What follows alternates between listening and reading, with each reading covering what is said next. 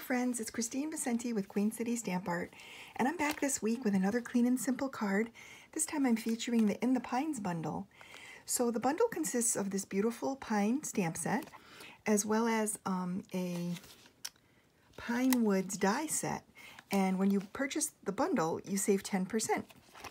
So from the dies, we're going to be using this bigger tree and the sentiment that says Season's Greetings. And then we're also going to use the outline of the tree to die cut it. So I'll set these materials aside and we'll get making a card.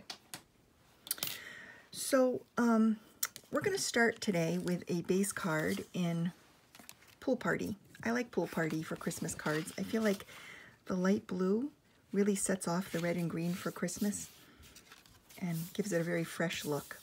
So the inside of the card, because it's colored, I like to add a liner, and so we're going to use this liner. This is a top folding base card, and it measures 11 by 4 1/4, and then I scored it at 5 1/2, and we end up with a standard A2 size base card measuring 5 1/2 by 4 1/4. And then this little layer panel measures 4 inches wide by 5 1/4 inches tall, and it mats in there perfectly. So then I also thought it would be fun to add a little mat to the scallop rectangle. Now the scallop rectangle is one of the rectangles from the Stitch So Sweetly dies. I use these a lot. They're a great staple for your stamp stash. And I'm going to mat this one to set it off a little bit. So I just I laid it on a panel of Sahara sand and then just kind of trimmed around it.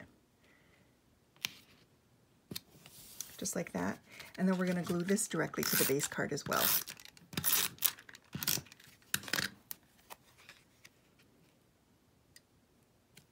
And then we're just going to put this right in the center here. This is a very classic design for a card, and it makes a really nice clean and simple card. So this is the base card. We're just going to set that aside for a minute. And we're going to go on to the stamping. So for the Christmas tree, we're going to use the Pear Pizzazz. And we're going to stamp that out on this little white panel here. Just like this. And then we're going to take the die that matches up, and we're just going to lay it over the top. And I like to add a little piece of repositionable tape so that it doesn't wiggle when I put it through my die cutting machine. And then when I do that, I end up with this little die cut tree like this. And so we're going to stamp the sentiment now on a little banner strip. We'll create a little banner strip out of it. I'm going to use real red ink for the sentiment, just like this.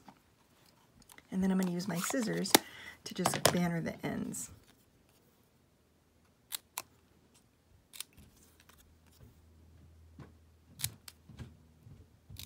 Just like this. Perfect. Then we're going to bring the base card back in, and we're going to add this to the card front. So we're going to use dimensional adhesive to add the tree. I love using the dimensional adhesive because it really, for even a clean and simple card, it does add some nice interest, and without adding any extra visual noise to the card. So just like this. And then because there's a stem here, we're going to, or a trunk, we're going to add a little bit of adhesive to each side of the sentiment strip and pop this up as well. Just like this.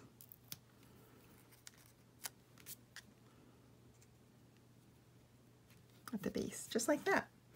Then to dress it up further, we're going to add some red rhinestones. These are the real red rhinestones from the annual catalog. I love these. They're so useful at Christmas time, and you get so many. It just astounds me how many you get on the package. They last a really long time, just like that. And then I think the final touch would be adding a linen thread bow. So we're just going to make a little bow here out of the linen thread. And then I like to adjust the tails and the loops. Trim that off. And then we're going to add it to the card with a glue dot. So I just put the little knot on the dot of glue and pinch it and add it to right up beneath the banner like this. And then we'll just trim the ends of the thread here, just like that. And that's the finished card. So I hope you enjoyed the card for today. I had a lot of fun making it. I think these are perfect for bulk Christmas cards. These would be gorgeous. Very simple to make, not a lot of supplies, very easy to whip together. If you need any supplies, you can go to my blog at queencitystampart.com and click on the shop tab. If you'd like a closer look at these cards or more information on the dimensions and a reminder of the ink colors and whatnot, you can go to my blog. There's going to be close-up photos, and there'll be a link to this video if you ever want to rewatch the video. Okay, thanks so much for joining me today. Have a great weekend.